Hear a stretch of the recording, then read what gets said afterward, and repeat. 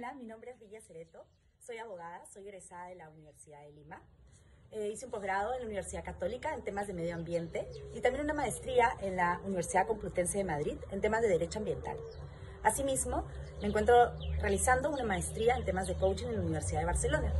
Tengo la suerte de trabajar en el estudio de mi familia, el estudio Cereto, y de tener la oportunidad de enseñar en esta universidad, en la UPC. Enseñar y formar a los chicos de los primeros ciclos, a los cachimbos y segundo, tercer año, a los cuales les mando un beso muy grande.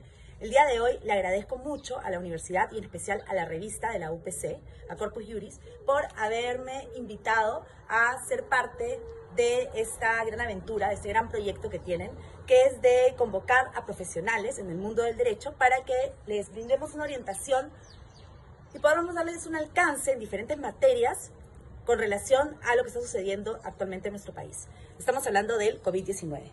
Y específicamente lo que yo voy a mencionar es qué es lo que tenemos que hacer las empresas a efectos de cuando nuestros trabajadores regresen, es decir, cuando se haya levantado esta cuarentena. ¿Qué cosa es lo que tenemos que hacer para proteger y salvaguardar a cada uno de nuestros trabajadores? ¿Qué medidas debemos de implementar para protegerlos, para evitar que este contagio se siga propagando? Entonces, en virtud de eso, la resolución ministerial 239-2020 del MINSA, en virtud de lo expuesto, esta norma lo que va a buscar es implementar un plan de vigilancia, prevención y control del COVID-19 dentro del centro de labores, ahora que se reincorporen el 10 de mayo de 2020, que se reincorporen a sus funciones. Por lo cual hay que tener en cuenta lo siguiente: se debe de tomar la temperatura, tanto al ingreso como a la salida del centro de trabajo, de absolutamente todos los trabajadores de la empresa.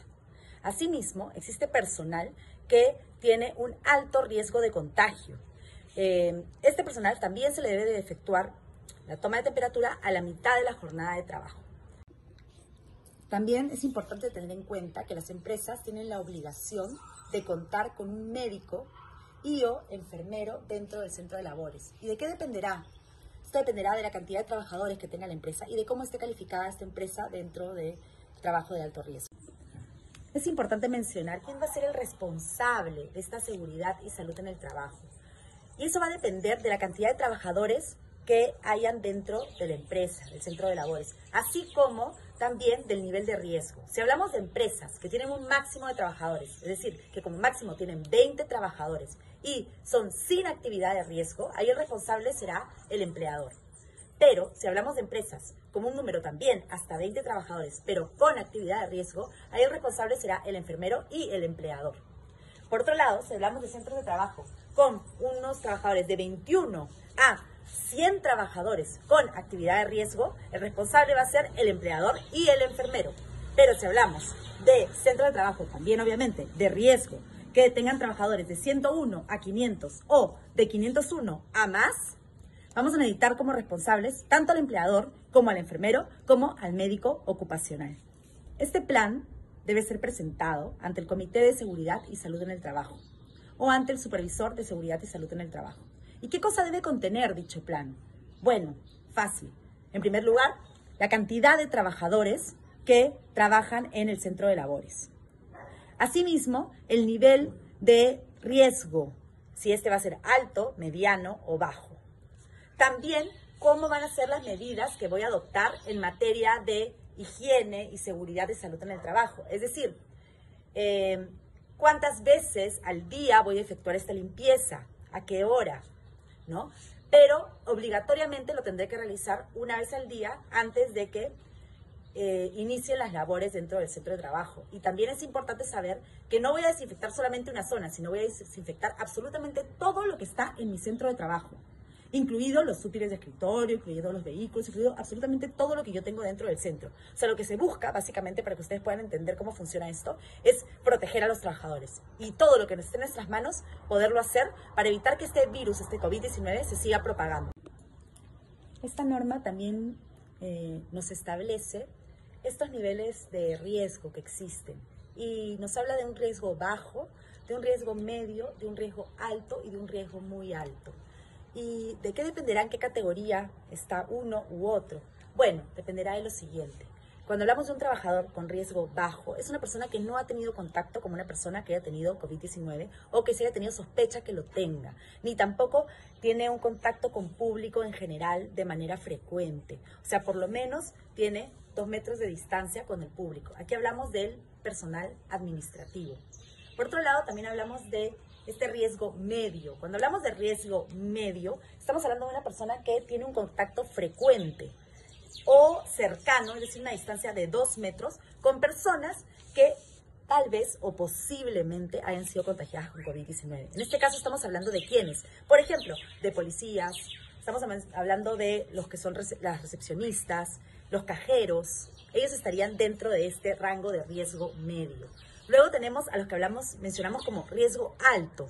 ¿Quiénes serían este riesgo alto? Dentro de la empresa tenemos un grupo de trabajadores que son considerados trabajadores que integran este grupo de riesgo. ¿Quiénes son ellos? Bueno, son las personas que son mayores de 60 años, también los que sufren de hipertensión arterial, los que tienen enfermedades cardiovasculares, cáncer, asimismo los que sufren de diabetes, asma, obesidad desde 30 IMC, insuficiencia renal crónica. Cuando hablamos también de riesgo, hablamos de un nivel de riesgo alto y muy alto. Cuando hablamos de un nivel de riesgo alto, estamos hablando de estas personas que probablemente han tenido contacto o hay una sospecha muy alta que han tenido contacto con personas con COVID-19. Por ejemplo, ¿quiénes? Los choferes de ambulancia de COVID-19. También hacemos mención al personal de limpieza de la zona de COVID-19, a los trabajadores de salud. También podemos mencionar a las funerarias. Y dentro del personal de muy alto riesgo, tenemos que mencionar a los trabajadores de salud que han tenido contacto directo con personas con COVID-19, lamentablemente. Este plan también contiene, por ejemplo, las obligaciones del trabajador, como lo son, por ejemplo, completar la ficha de sintomología COVID-19, conforme al modelo que presenta el MINSA. Asimismo, cómo debe de ser ese lavado y esa desinfección de manos. El empleador debe garantizar la provisión suficiente tanto de lavaderos, jabón, toallas de papel y alcohol en gel. También mencionar que el lavado obligatorio de las manos debe de realizarse antes del inicio de las labores. Por otro lado, también consigna las obligaciones del empleador, las cuales son las siguientes: proporcionar a la entrada del centro de trabajo un punto de lavado obligatorio y o un dispensador de alcohol en gel. También colocar un cartel informativo sobre cómo debe ser ese lavado adecuado de las manos en cada punto de desinfección.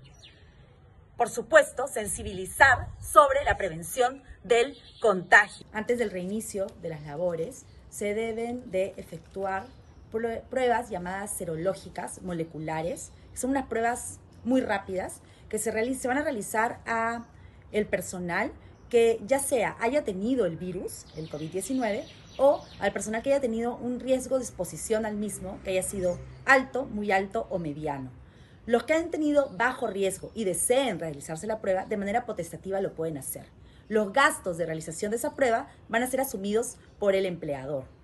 Asimismo, el empleador dispondrá de un médico ocupacional, quien establecerá la periodicidad de la realización de estas pruebas. Nos entra una duda, ¿no? ¿Qué sucedería si estas empresas vuelve a brotar el virus COVID-19 dentro de su centro de labores? ¿Qué cosa deben hacer? Entonces, la disposición legal es muy clara. Establece que debemos de informar.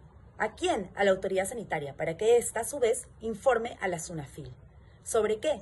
Sobre lo que está sucediendo y esta lo que va a traer como consecuencia ya sea la paralización de las labores o, caso contrario, el cierre del centro de trabajo. Por lo que es sumamente recomendable tomar en cuenta cada una de las medidas que se establecen a efectos de no tener que llegar a este tipo de medidas y, sobre todo, proteger la salud de nuestros trabajadores. Bueno, como estábamos mencionando, también hablamos de esta sensibilización que tiene que realizar el empleador al trabajador para que tome las medidas de prevención sobre el contagio de COVID-19, así como disponer de materiales sobre los hábitos de higiene. cómo deben ser este lavado de manos, la prevención al momento de estornudar o de toser, entre otras muchas cosas más, ¿no? Y por supuesto, reiterar la obligación de informar sobre qué, sobre si yo tengo la presencia de algún síntoma de COVID-19. Es algo básico que el trabajador siempre debe tener en cuenta. Así como disponer de medios de comunicación internos. Básicamente, educar en las medidas de prevención, pero también educar en las medidas de prohibición. ¿De qué? De la discriminación o estigmación de los trabajadores en estos casos de COVID-19. Así como garantizar ambientes que estén totalmente y adecuadamente ventilados o con renovación cíclica del volumen de aire. Y por último, garantizar este distanciamiento social que tiene que haber de por lo menos 1 metro entre el personal. Quienes, como ya hemos dicho y reiteramos, deben obligatoriamente portar y usar la mascarilla. Dicho esto, y esperando que esta información les haya sido de utilidad, me siento muy agradecida y quisiera agradecer a la Universidad UPC y sobre todo a la revista